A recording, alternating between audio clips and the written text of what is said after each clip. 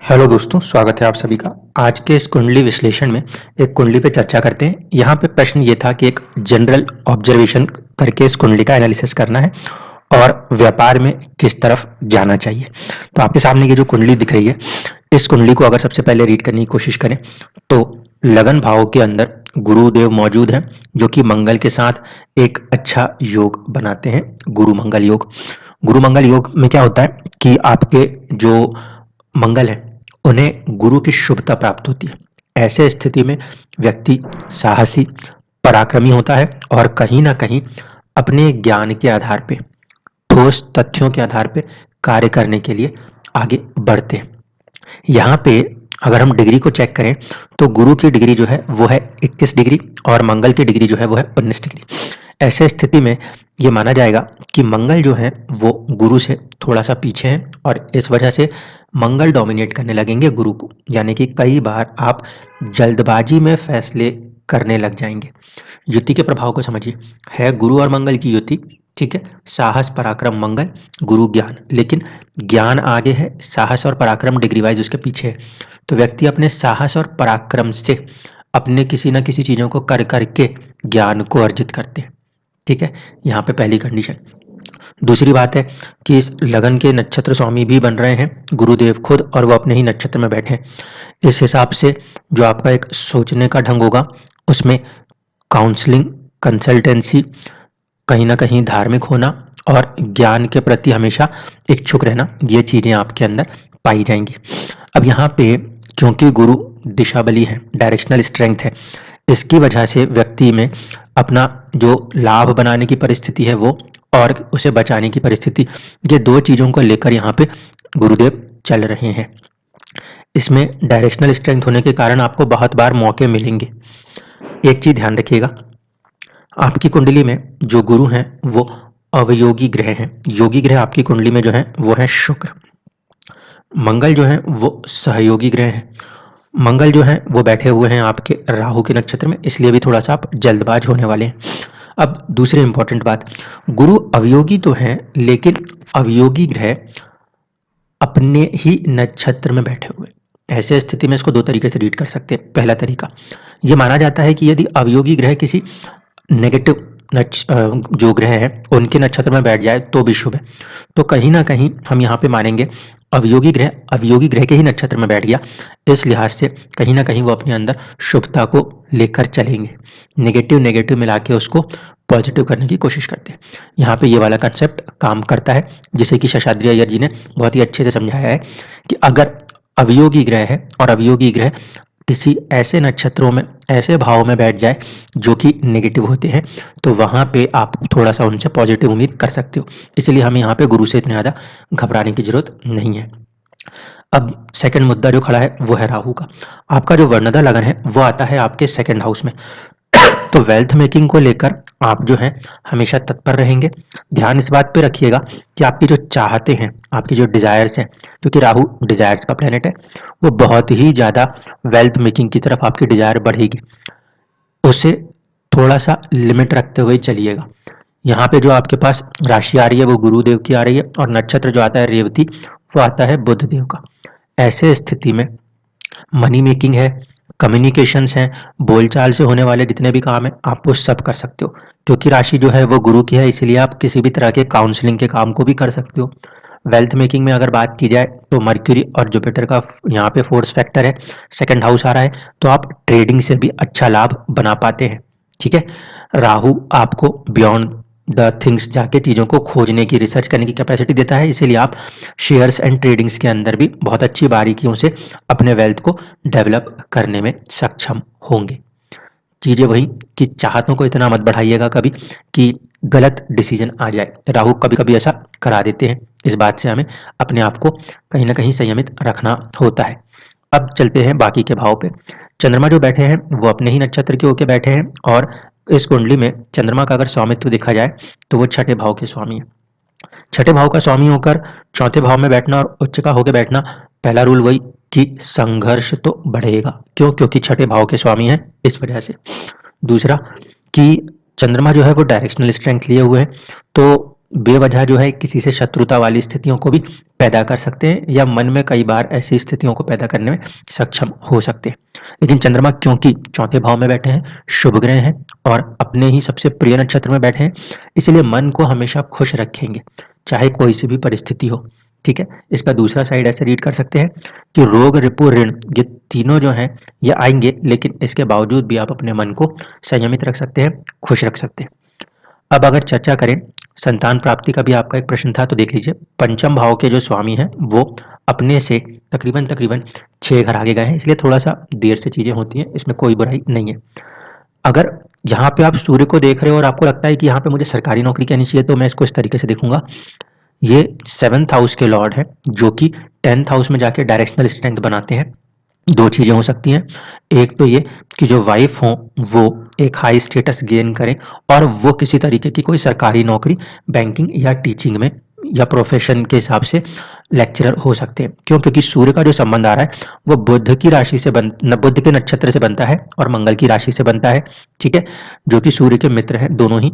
यहाँ पे अगर हम देखें तो 7th हाउस या तो व्यापार, उसमें आपको सूर्य, सरकार या फिर वाइफ, उनके साथ सरकार का फैक्टर ये देखने को मिल सकता है।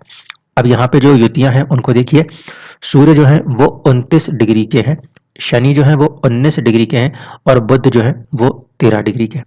ऐसे स्थिति के अंदर अब अगर हम भाव चलित की तरफ जाके देखें तो हमें समझ में आएगा कि जो सूर्य है इनकी मौजूदगी आपकी कुंडली में कहाँ पर आपको प्रभावित कर सकती है, क्योंकि ये 29 डिग्री के आसपास का जो सूर्य आपका ये बैठा है ये लाभ भाव की तरफ मूव करेंगे। तो ऐसे स्थिति में किसी भी तरीके की साझेदारी आपको लाभदायक सिद्ध हो सकती है, क्योंकि यहाँ पे ये 29 डिग्री है, ऑलमोस्ट दिन दोनों के बीच में आते हैं।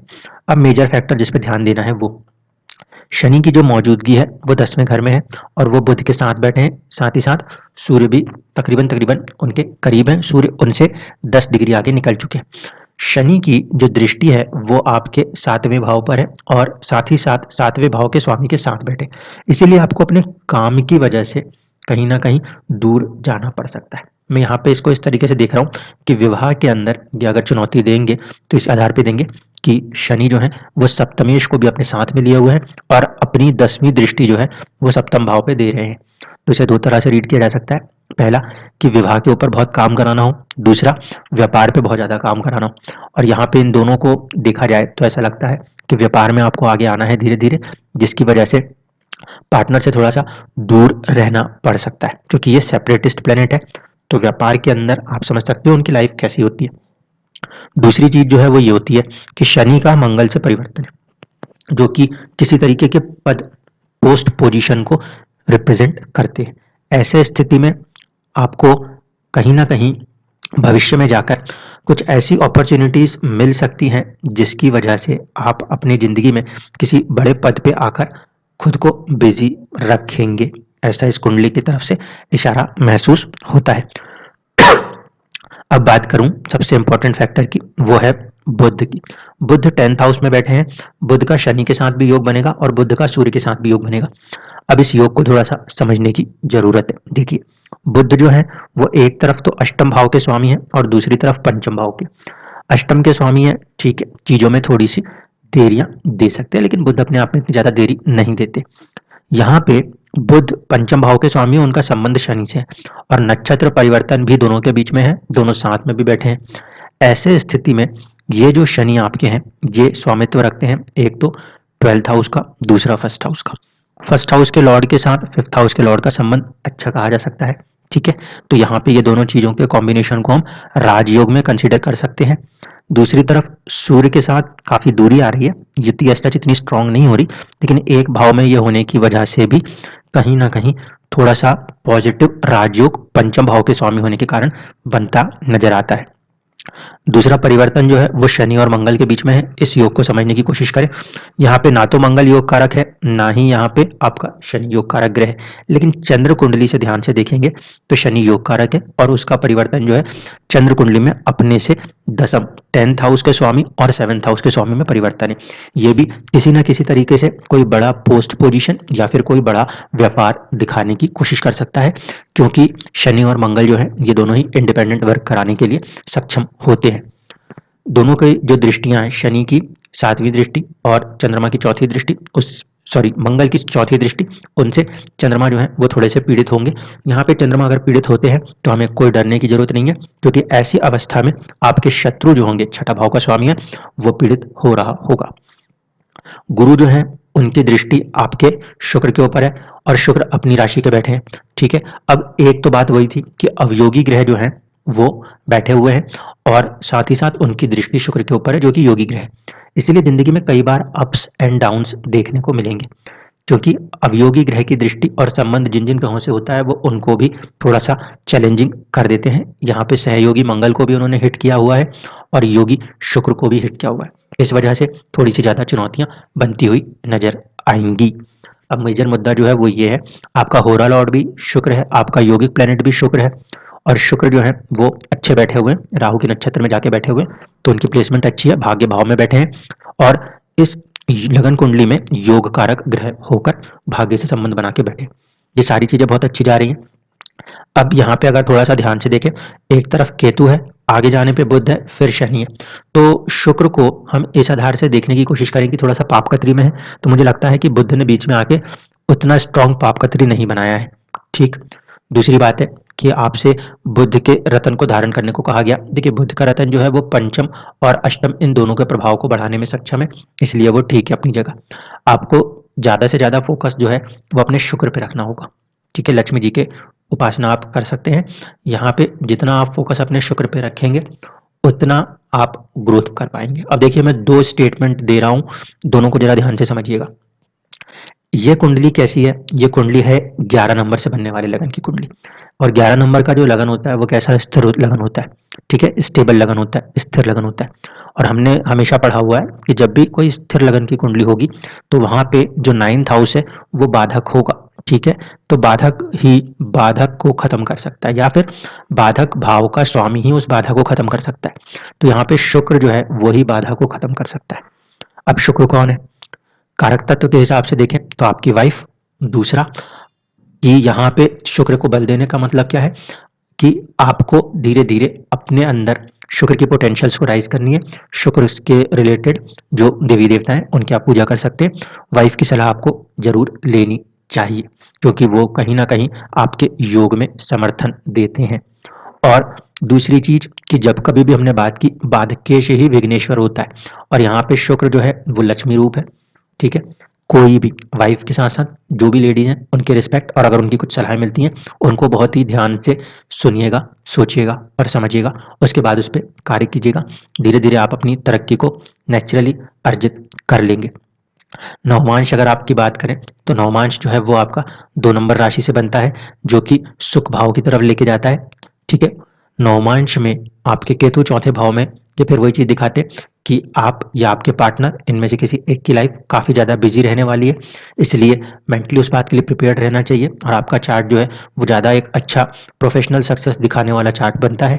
आगे हो सकता है जिंदगी में कभी पॉलिटिक्स तक लेके जा सकते हैं ये कॉम्बिनेशन, इससे इनकार नहीं कर सकते, क्योंकि सूर्य के साथ यहाँ पे जो शनि दिख रहे हैं ये मंगल की युति बनाते हैं, तो फिर एक अलग ही पॉजिटिविटी इस चार्ट में देखने को मिलती है। धन्यवाद।